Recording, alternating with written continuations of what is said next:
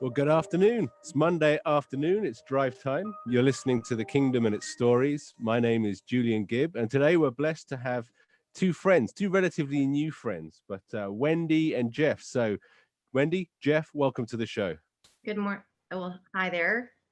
Hi there. That's right. Sorry. So we've already had Wendy on the show before. So Wendy came and she shared about how my wife met her at a Christmas cookie baking decorating event, and so my wife was chatting away, and we found out that Wendy reaches out. She's a biker. She likes traveling with Jeff up and down the American highways, and they reach out to the biker community, those their friends that they have there.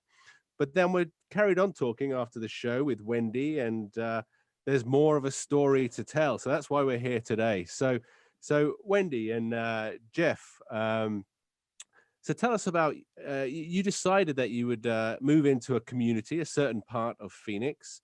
And when you got there, you didn't decide that you would just sort of decorate the house and sit by the pool and, drink something cool. You decided that you'd seek to make a difference within your community. Tell us a little bit about that. Well, we decided, first of all, that we were going to meet our neighbors, and we did that while we were in the process of renovating the house. When we lived in Peoria, we knew a couple neighbors, but we just decided that we were going to meet some other ones in this neighborhood because it is culturally diverse. So that was one of our goals, is to get more involved in our neighborhood. And so we did. We took that on and then started to branch off from there. And we really wanted to give our neighbors a sense that as bikers, we weren't what people usually see bikers as, bad company. So we wanted to change that persona with them. Yeah, it's important that you reach out to folks, even though you don't know them. We wave to them as they drive by down the neighborhood. Don't know where they live, but it's very nice to be able to comfort somebody else, even if it's from long distance. Some people stop and want to chat, which is great, and we have a few people that do that. We have a flag up in front of the house, so they'll stop and comment. Thank you for putting up the flag, serving our not only our community, our country. I served our country, so they stop and say thank you for that, and it leads on to conversation about God. They see my cross hanging. They see Wendy's beautiful smile, so it just draws them in. And so you were saying that your community is quite diverse. I'm making an assumption here, but diverse in regards to political beliefs, theological beliefs, people who have faith, people who don't, people of different color skin. So don't you find that there are I'm told that there's never the twain shall meet, like you stick to your part, we'll stick to our part. Don't you dare share your faith. You're of a different economic background, or you're of a different racial background. So how do you break down barriers that have been put up in regards to you spending time with people who are different from you?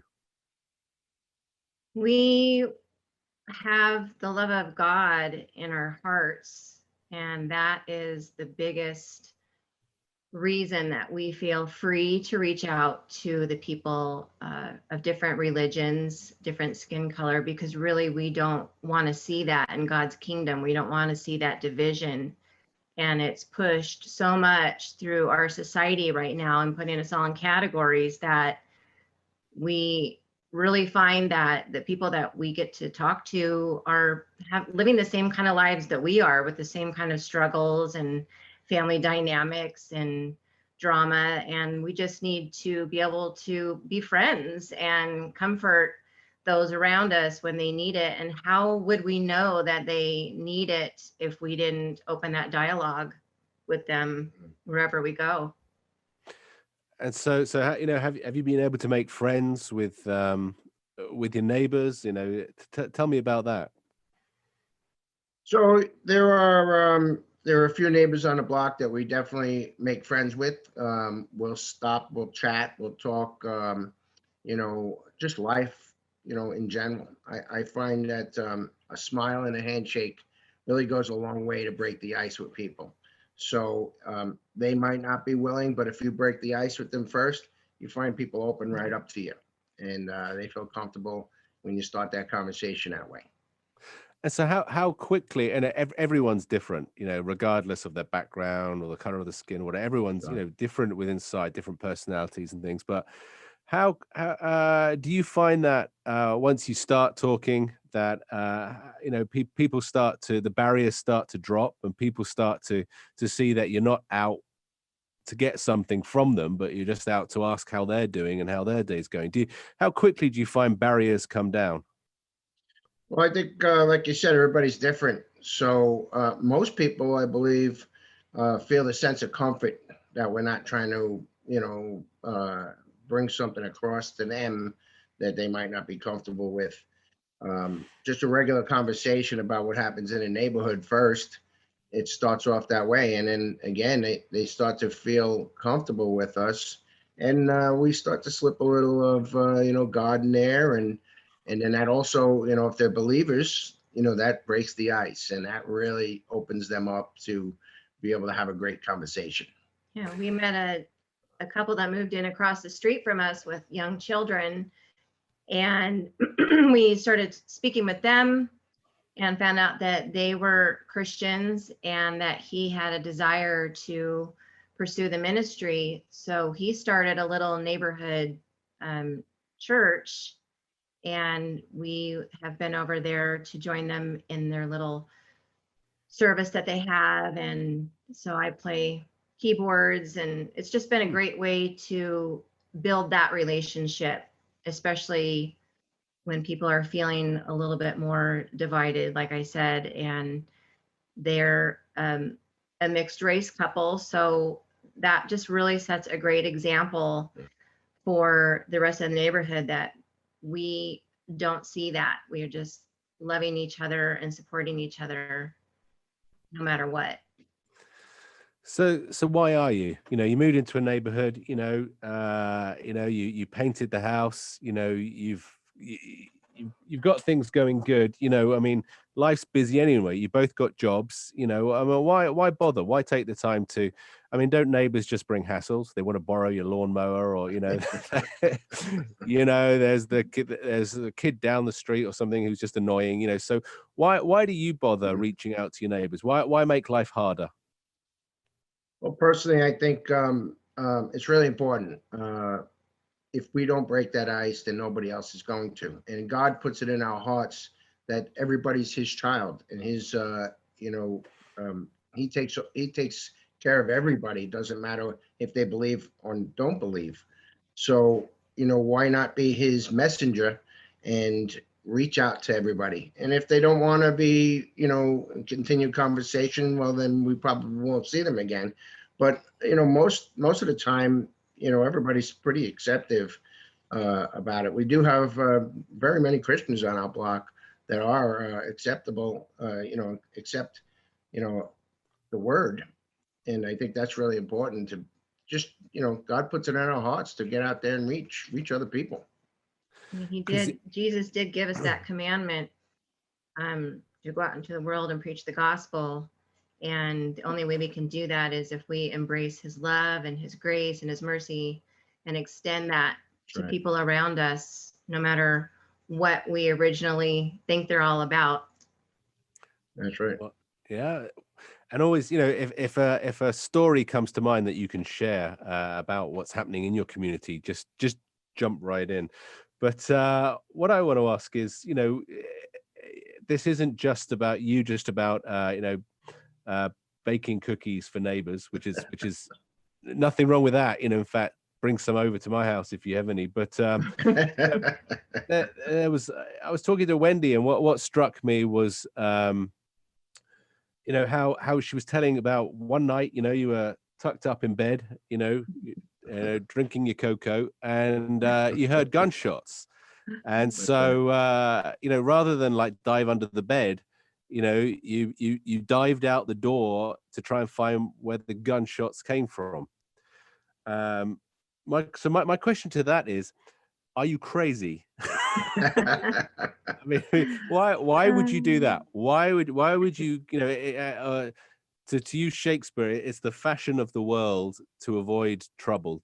So why would you go after gunshots? What's on your mind there? After we heard the gunshots that night, it was very early morning hours, and we just happened to have our bedroom window popped open. So there was a woman that started screaming, and it was pretty severe. And I thought maybe one of her animals was injured by the gunshots, or I couldn't figure out, because we had heard gunshots before, but never anything like that. So we did get out of bed and got in the car and drove over the next street over. There was a woman laying in the road, and she had been shot in both of her legs. And so we went to administer aid to her, and a couple neighbors came out, and we asked for a blanket for her because she really wasn't dressed completely.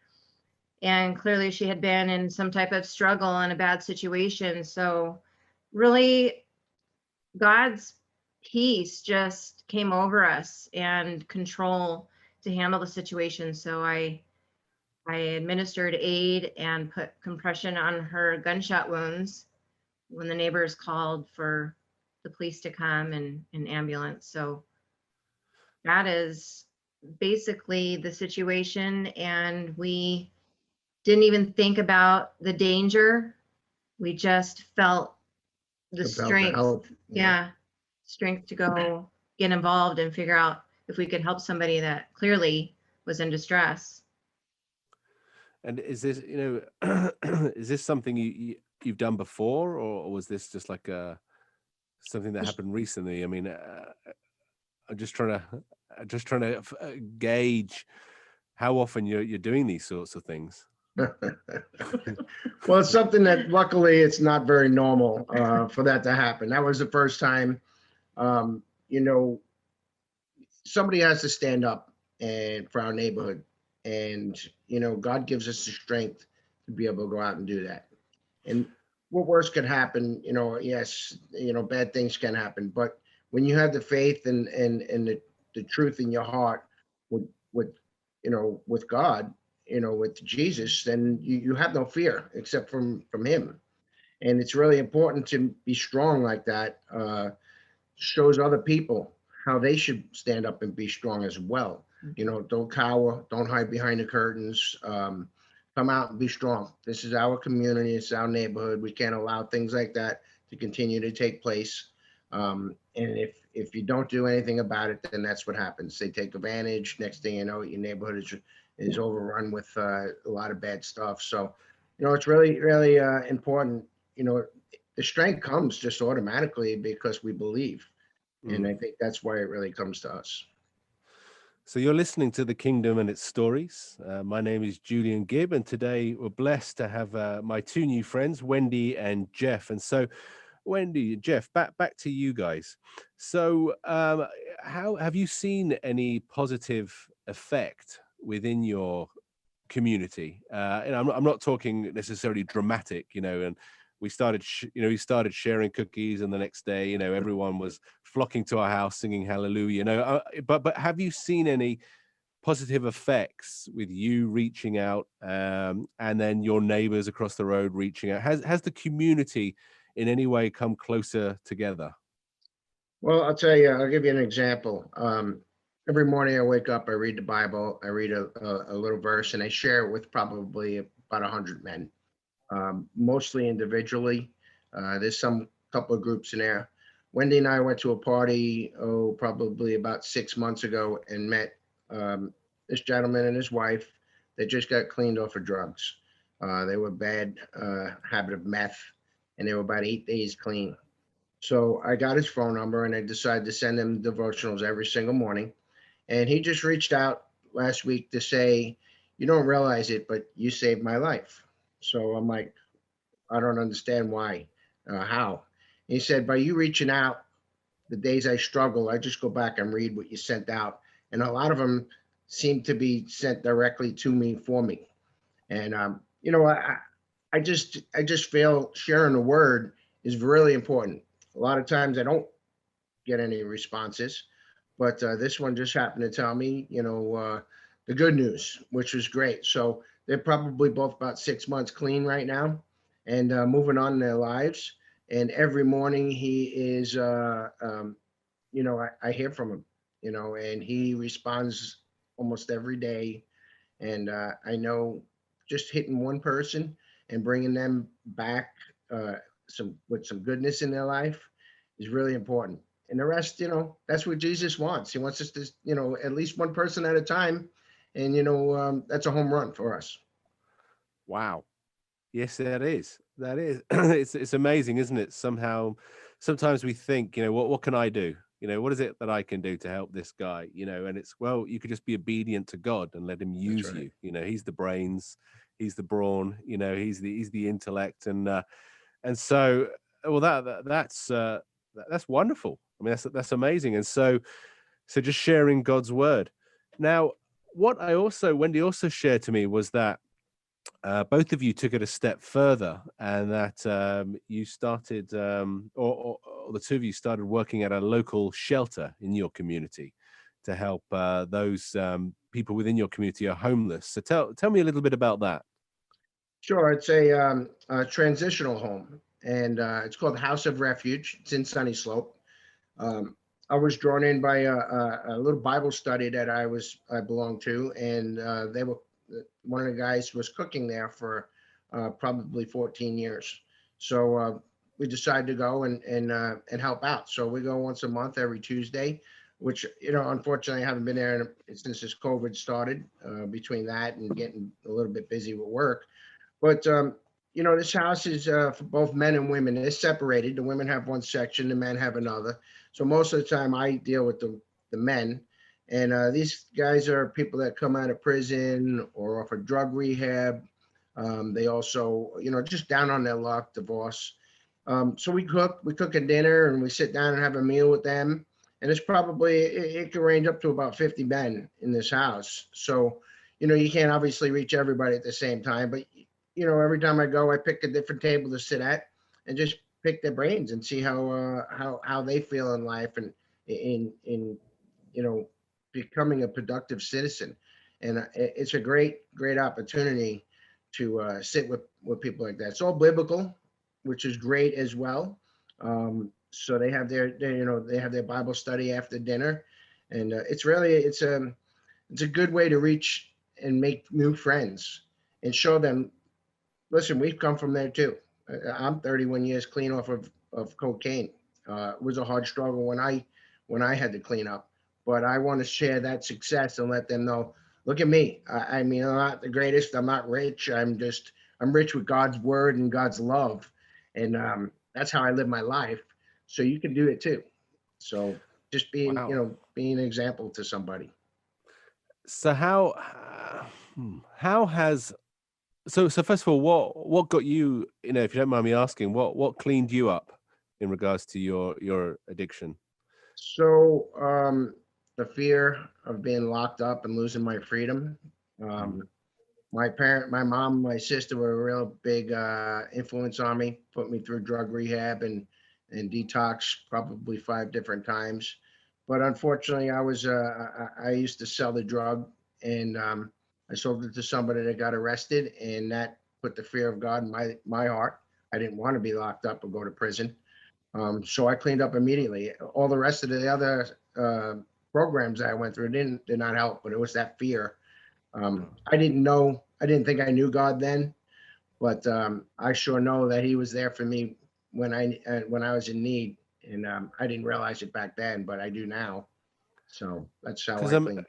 because I don't know you guys that well, but the two of you just seem so together. One relationally, I can see. I know you're hard bikers and everything, but there's still that gooey look in your eye when you look at each other. So I've seen it, and you both got jobs. You got a house. You're not only that, you're reaching out to help people around you. So it is a staged question, but what turned your life around? For me, Wendy, her strength coming into her life. I mean, I was clean way before I met her, obviously, but really, I've been a Christian since 2001, and maybe not a real following Christian, but when I met Wendy, her strength of God um, came into my heart and came into my life. And one of the things that sticks in my head that she used to say to me all the time, and she still does, is would I say that if Jesus was sitting next to me? Would I drive that way if Jesus was sitting next to me? Would I speak to somebody, very, very badly if he was right here? And when I answered it, probably not. She says, well, he is. He's sitting next to you all the time. He's in your heart all the time. And she drove that home, which really made me think and wake up and say, you know what? Just because I can't see him, I need to remember he is sitting next to me all the time. He's driving the car. He's leading my life. So I need to be a much nicer person. And don't we all? that really changed. She really changed my heart and helped me follow him much more closer. So what would you say to people listening?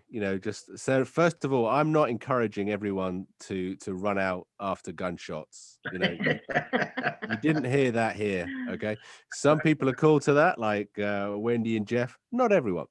But what would you say to those who are listening and going, wow, God has clearly touched the lives of these two. I mean, Wendy shared with me, decades gone by, she was a prodigal daughter, her words, not mine. You just said that the same of yourself. So what brought these two prodigals, not just back to the Father, but you're out there reaching out to communities, reaching out to those on the edges of society who need help, wonderful people that need help. What would you say to those who are like, it's that's not for me? I'd like to, but I just haven't got what it takes. I think what we need to stop and realize sometimes is we have our own strengths and our own weaknesses, and acknowledge our weaknesses, because through God we have strength. And when you start to think about what your strengths are, then you can branch out and really work on those. It's the weaknesses that we tend to ignore. And I think that when you turn to God and say, please help me with my weaknesses, I'm not involved enough, I'm fearful of starting conversation with my neighbors, with strangers in a line, please just give me the strength to do that. It will open up your world in ways that you never imagined, and you will have encounters with people, and through you and God's strength in you, they will have an encounter with God, and you might put something in their mind that they never thought of before, and then he kind of takes it from there. That's right. Well, wonderful. Well, so you heard it here. So, all of us, of course, I'm not a prodigal in any shape or form, clean as the driven snow, but all of us can reach out to people around us. I just love, that's what God does. He puts people back together, and then he uses them in order that they can be blessing other people. Having gone through the difficulties that we've gone through and the mistakes that we've made, we can share just how much God has loved us, forgiven us, but not only that, now uses us. That's and right. so those that are listening, please remember that God is in control. Give him obedience and he will work through you. Well, Jeff and Wendy, thank you very much for joining us here today. Thanks for having us. Yes, our pleasure. Thank you so much, and God bless you. God bless you.